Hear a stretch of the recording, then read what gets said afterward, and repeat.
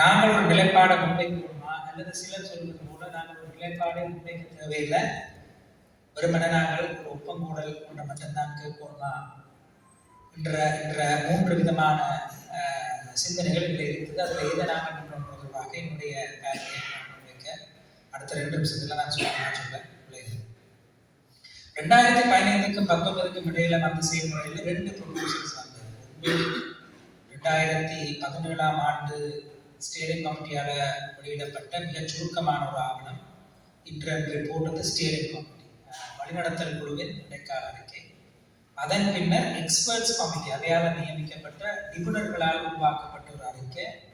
அது பின்னர் அந்த அரசாங்கம் கலைவதற்கு சில மாதங்களுக்கு முன்னர் வெளியிடப்பட்ட ஒரு அறிக்கை. 2 அறிக்கையினுடைய ஏக்கிய ராஜ்ய என்று பாராளுமன்ற உறுப்பினர் கஜேந்திரகுமார் பொன்னம்பலம் இதை பற்றி நிறைய பொது வெளியில் பேசியிருக்கிறார்.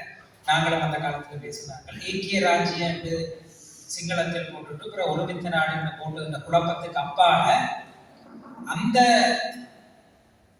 எக்ஸ்பர்ட்ஸ் ரிப்போர்ட்டை விரிவாக படிக்க உங்களுக்கு ஒரு சந்தர்ப்பம் கிடைச்சா அது நிச்சயமாக ஒரு ஒற்றையாட்சிக்கு உட்பட்ட ஒரு தீர்வை தான் முன்வைக்கிறது. ஆகவே லேவல்ஸ் என்னத்தை சொல்லுதோ இல்லையோ உள்ளடக்கத்திலேயும் 2015-19 ப்ரொபோசல் ஒரு ஒற்றையாட்சிக்கு உட்பட்ட ஒரு ப்ரொபோசல் தான் என்பதில் எந்த விதமான சந்தேகம் இருக்க முடியாது. நான் அடிக்கடி மேற்கோள் காட்டுறது கலாநிதி அசங்க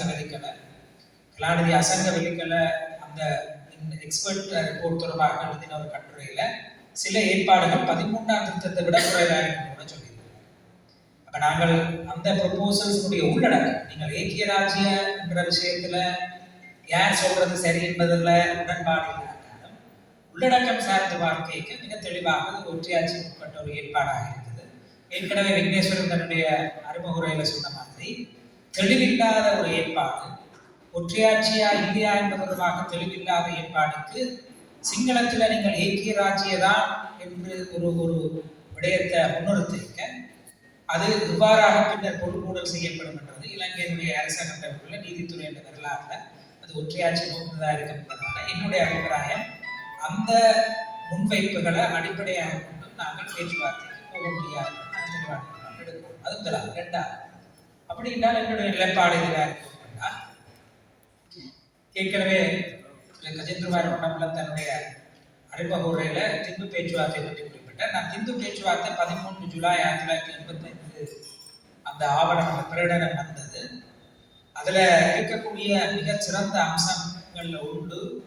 அது அந்த நேரத்துல 1000 தரித்த தமிழ் இயக்கங்களாலும் ஏற்கப்பட்ட அதேவேளை தமிழர் விடுதலை கூட்டணியும் பங்கு பற்றி முன்வைத்த ஒரு ஆவணம் என்பது முக்கியமான ஒரு ஆவணம்.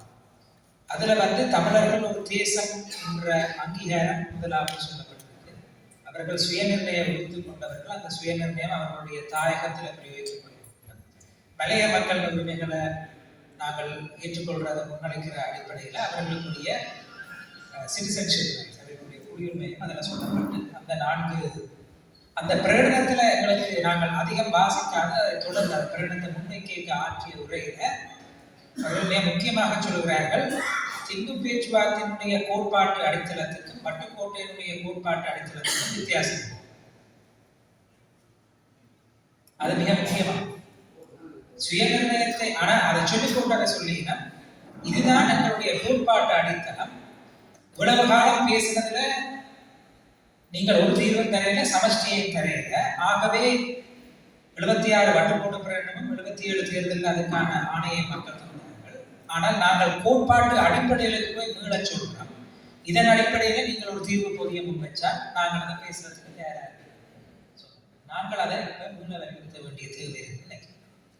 திண்டு பேச்சுவார்த்தையில சொல்லப்பட்ட அந்த 4 கார்டினல் பிரின்சிபல்ஸ் அந்த நேரத்தில் அது முன்வைக்கப்படுது. மிகவும் அடிப்படையான கோட்பாடுகள் அது இன்றைக்கும் என்னை பொறுத்தவரைக்கும் சரியாக இருக்குது. என்னை பொறுத்தவரைக்கும் சமஷ்டிக்குரிய கோரிக்கையும் அல்லது தனிநாட்டுக்குரிய கோரிக்கையும் அல்லது நாங்கள் வேறொன்றையும் கேட்கக்கூடாது உப்பமூடலை கேட்டா காணும்னு சொல்ற குடும்பத்தினுடைய கோரிக்கையினுடைய அடிப்படைகளும் இணங்கக்கூடிய ஒரு இடமாக நான் அந்த திண்டு பேச்சுவார்த்தைகளுடைய 4 அடிப்படை கோட்பாடுகளை காண்றேன். அதுல யாருக்குமே முரண்பாடு இருக்க முடியாது, இருக்கக்கூடாது.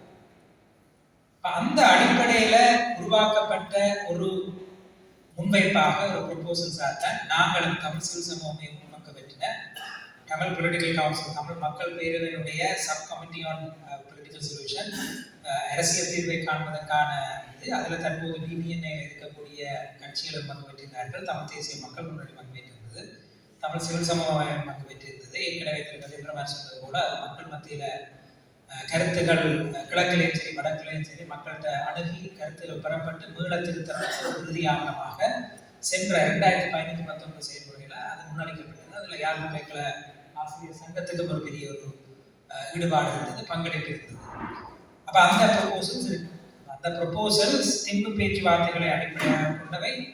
திம்பு பேச்சுவார்த்தைகள் அடிப்படையில் சமரசம் இல்லாது. திம்பு பேச்சுவார்த்தைகளில் வெளிப்படையாக சொல்லாதவருடைய கட்டாயம் என்னுடைய அபிப்பிராயத்தில் நாங்கள் சொல்ல வேண்டிய விஷயம் இறமை தொடர்பான ஏற்பாடு.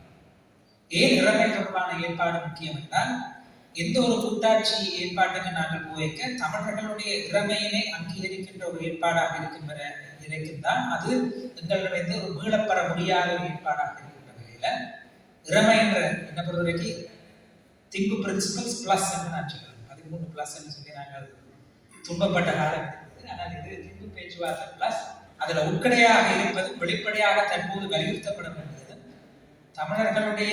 தமிழர்களுக்கு உருவாக்கப்படக்கூடிய சுயாட்சி கட்டமைப்புகள் அவர்களுடைய இறமையை பிரதிபலிக்கின்ற அவர்களுடைய இறமையின் வெளிப்பாடான சுயநிர்ணய வழியிலான ஏற்பாடுகள் என்ற ஏற்பாடு நினைக்கிறேன். அந்த வகையில நாங்கள் தமிழ் மக்கள் பேரவை ப்ரொபோசல்ஸ் இறமையை பற்றி பேசுது, சுயநிர்ணய உரிமையை பற்றி பேசுது. அதை தேவையான இடத்து தரப்புகள் வேறு தரப்புகளை உருவாக்குகின்ற எண்ணத்தோடு நாங்கள் அதில் மீள ஒருக்க அந்த உள்ளடக்கத்தை பேசுவதற்கான ஒரு வாய்ப்பை ஒரு களத்தை நாங்கள் உருவாக்குவதாக நினைக்கிறேன். இறுதியாக ஒன்றுமே சொல்ல தேவையில்லை, ஒப்பங்குடலை மட்டும் கேட்கலாம் என்று சொல்லுகிற தரப்புக்கு நான் தாழ்மையாக சொல்லக்கூடியது என்னென்றால், ஒரு அரசியலமைப்பு செயல்முறை எங்களை நோக்கி வீசப்படுது. எங்களை நோக்கி இதில் உங்களுடைய நிலைப்பாடு என்ன என்று கேட்கப்படுக நாங்கள் இவ்வளவு காலம் போயிட்டவே போய் பேசிட்டு வந்தவே ஏன் நாங்கள் பேசணும் என்ற நிலைப்பாட்டை நாங்கள் எடுக்க முடியாது. உள்ளூரில் இருக்கிறாங்க, நிச்சயமா எடுக்கிறாது. எங்களை பிரதிநிதித்துவப்படுத்துகின்ற பாராளுமன்றத்தில் பிரதிநிதித்துவப்படுத்துகின்ற அரசியல் கட்சிகள் நிலைப்பாடு எடுக்கக்கூடாது. ஏனென்றால் மீள மீள தமிழ் மக்களுக்கு எதிராக முன்வைக்கப்படுகின்ற குற்றச்சாட்டுகள்ல ஒன்று நாங்கள் இன்ட்ரான்சிஜென்ட், அதாவது கொஞ்சமும் வளைவு நெளிவு சுழுவி இல்லாத ஆக்கள் சொல்லியிருப்போம். வளைவு நெளிவு சுழுவி இல்லாத ஆக்கள் தான். ஆனால் ஒவ்வொரு முறையும் நீங்கள் எங்களை அரசியலமைப்பு தீர்வு ஒன்று நோக்கி பேச்சுவார்த்தைக்கு நாங்கள் பேச்சுவார்த்தைக்கு தயாராக இருந்திருக்கிறோம். அதில் நாங்கள் ஒரு நிலைப்பாடோடு ஒரு விரிவான நிலைப்பாடு நாங்கள் தயாராக இருக்கிறோம்ன்றதை காட்டுகிறோம் நாங்கள்.